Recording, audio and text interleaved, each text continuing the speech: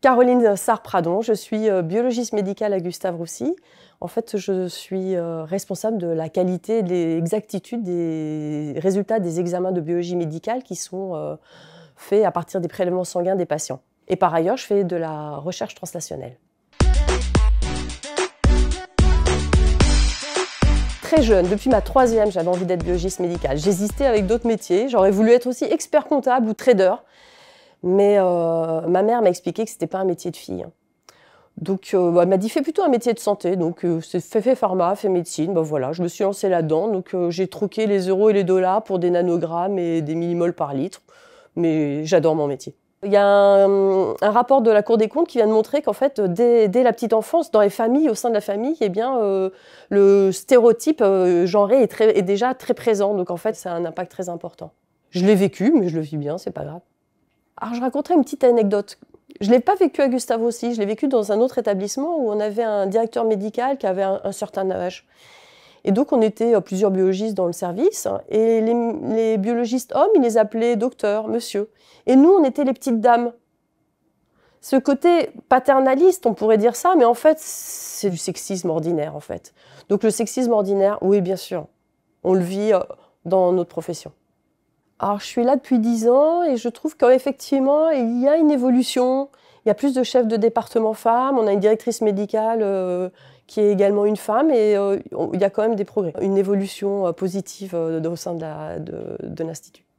Bah, en fait, c'est pas obligatoirement que les femmes soient sélectionnées sur 50-50 ou quelque chose comme ça. C'est plutôt que elles aient enfin confiance en elles, qu'elles aient le courage, qu'elles n'aient plus le syndrome de l'imposteur et qu'elles puissent réellement montrer leurs compétences et être sélectionnées sur leurs qualités.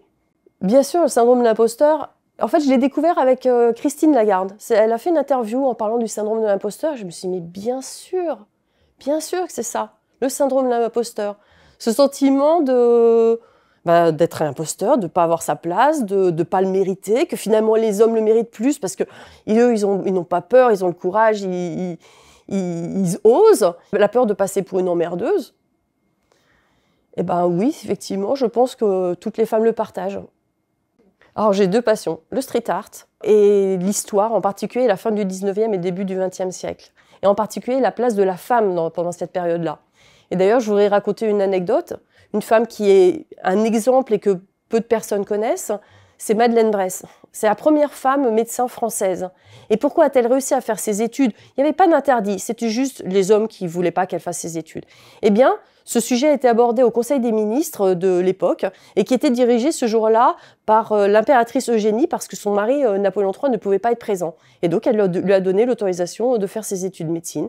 Elle est devenue médecin, elle s'est occupée de l'allaitement et est donc devenue une femme très importante. Et comme nous, on s'interdit beaucoup de choses, et ben voir que ces femmes, elles y vont, elles osent, elles réussissent, et ben c'est impressionnant. Et en particulier Simone Veil, qui est quand même une femme absolument extraordinaire. Elle a vécu des choses terribles toute sa vie, et elle a toujours lutté pour que tout le monde travaille ensemble. Et elle est arrivée, elle était ministre, elle était présidente de la CE, c'est quand même un exemple extraordinaire pour nous toutes.